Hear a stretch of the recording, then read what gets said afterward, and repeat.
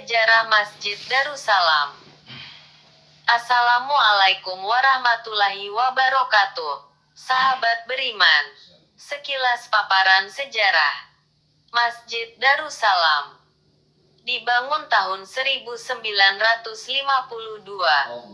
Pembangunan masjid diprakarsai oleh seorang alim ulama bernama Ustadz Lamaidi. Beliau adalah seorang tuang guru yang mempunyai banyak santri. Di samping seorang ustadz, beliau juga menjabat sebagai rahen. Beliau terpilih sebagai rahen 1947. Sebutan rahen adalah nama lain dari kepala desa masa itu. Setelah terpilih menjadi kepala desa, beliau merencanakan pembangunan masjid.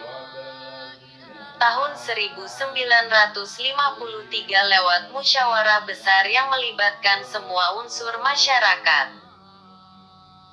Dari semua kampung desa Gunung Api Selatan terjadilah sepakat mufakat untuk membangun masjid. Selang beberapa bulan masyarakat pun secara bergotong royong mengumpulkan material pembangunan masjid.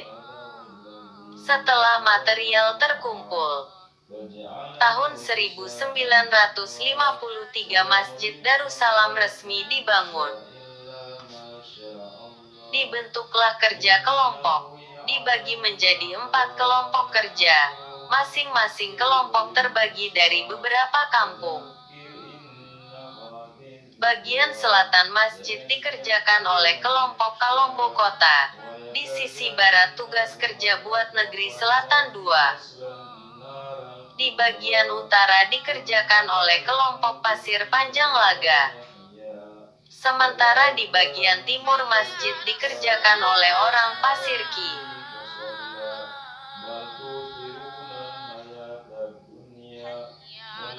Salah satu dari tiang Ka'bah masjid ini berukuran 9 meter berdiameter 40 cm dipikul sendiri oleh Bapak Laratu, dipikul dari pantai Sembayang sampai di lokasi masjid yang berjarak kurang lebih 2 km.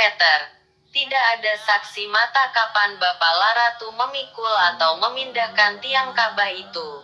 Namun pada kenyataannya pada pagi subuh tiba-tiba pohon yang kemudian dijadikan tiang Ka'bah sudah berada di lokasi masjid. Itulah karomah Bapak Laratu. Dikisahkan bahwasanya Bapak Laratu berdarah bangsawan Jawa keturunan langsung dari Raden Nasuhan, imam pertama Masjid Darussalam. Imam Haji Idris Langkeng lahir tahun 1843, berdarah Tionghoa, wafat tahun 1960, dalam usia ke-107 tahun. Beliau seorang ustadz yang membuka taman pengajian di wilayah Namasawar, dengan jumlah santri yang cukup banyak. Imam Haji Idris Langkeng seorang mukmin yang taat dan istiqomah. Meski usia beliau yang sudah cukup tua, namun demi agama Allah beliau rela pulang balik Gunung Api Namasawar hanya untuk jamaah sholat yang dipimpinnya. Dengan ketaatan beliau, semoga Allah Subhanahu wa Ta'ala menempatkan arwah beliau bersama orang-orang yang soleh di surganya Allah Subhanahu wa Ta'ala. Amin.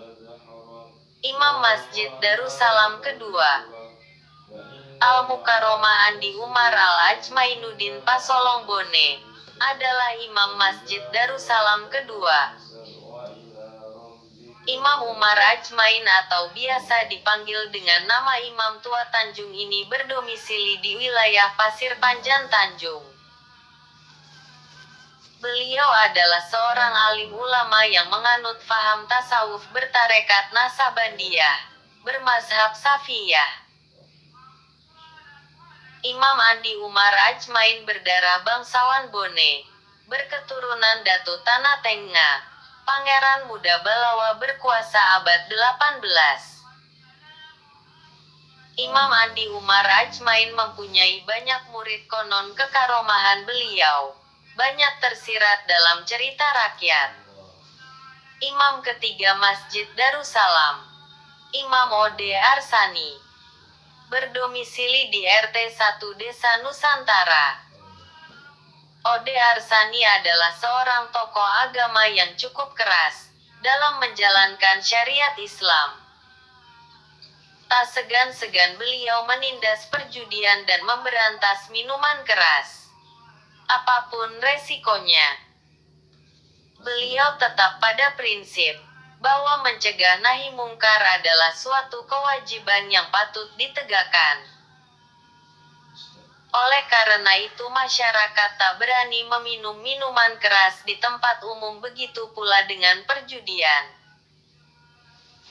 Namun begitu mencegah nahi mungkar, menegakkan kebenaran, bukanlah suatu hal yang mudah. Akibat dari kebijakan beliau ini banyak mendapat tantangan di kala itu, yang tak sepaham dengan tindakan Imam Ode Arsani menyebarkan fitnah, sehingga nyawa beliau pun menjadi ancaman. Namun demikian, demi agama Allah, Imam Ode Arsani tetap pada pendiriannya. Meski percobaan pembunuhan oleh sekelompok orang terhadap beliau seringkali direncanakan. Terakhir, perencanaan pembunuhan terhadap beliau direncanakan akan bunuh di dalam masjid pada hari Jumat, namun gagal dilakukan karena mungkin diketahui bahwa Imam Ode Arsani sudah siap dengan sebilah pedang terhunus yang sudah disiapkan di bawah sajadah beliau. Dan untuk menghindari fitnah ini, tahun 1982 beliau memilih hijrah ke Tanah Seram. Beliau kembali dari Pulau Seram dan wafat tahun 1983. Moga arwah beliau ditempatkan di surganya Allah Subhanahu wa Ta'ala. Amin ya Rabbal Alamin.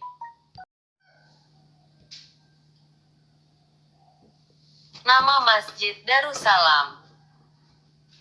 Dari tahun 1957 sampai tahun 1964, Masjid Darussalam belum memiliki nama. Setelah kedatangan seorang ustadz dari Pulau Ambon, beliau bernama Ustadz Bahaswan. Beliau adalah seorang staf Masjid Jami Kota Ambon, yang datang ke Banda dan menyempatkan diri mampir ke Masjid Darussalam. Kemudian Ustadz Bahaswan pada Jumat 1965 memberi nama masjid dengan nama Masjid Darussalam.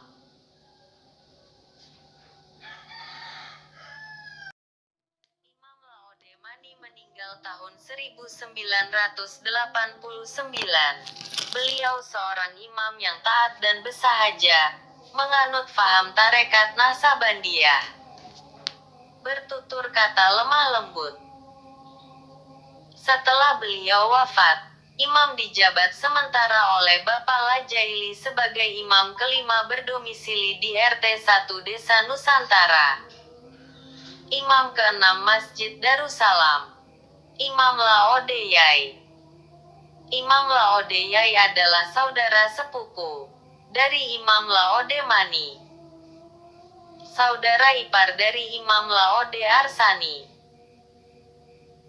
Lahir tahun 1942, wafat bulan Maret tahun 1998. Imam Ode Yai berdarah bangsawan Kraton Buton. Beliau menganut faham tarekat Naksabandiyah, bermazhab Syafi'i, berakidah Asy'ari. Beliau adalah seorang sufi dengan tingkat kezuhudan yang luar biasa. Beliau tak pernah berhenti menuntut ilmu agama, bahkan memperdalam ilmu agama, sampai di Kraton Buton tahun 1965. Di Kraton Buton beliau bertemu beberapa orang penjaga kraton, lalu bertemu dengan Imam Masjid Agung Kraton, untuk memperdalam ilmu agama beliau. Beliau sempat belajar pada imam-imam terdahulu Masjid Darussalam. seperti Haji Idris, Langkeng, dan Al-Mukarram Andi Umar Al-Ajmainuddin Pasalong Bone. Imam Ode Yai meninggal, jabatan imam sementara diambil alih oleh Bapak Ode Para. Imam Ode Para merupakan imam ketujuh Masjid Darussalam. Semoga semua arwah para imam dan arwah para pendiri Masjid Darussalam ditempatkan di surganya Allah Subhanahu wa Ta'ala. Amin ya Rabbal Alamin. Renovasi pertama Masjid Darussalam. Masjid Darussalam direnovasi pada tahun 1991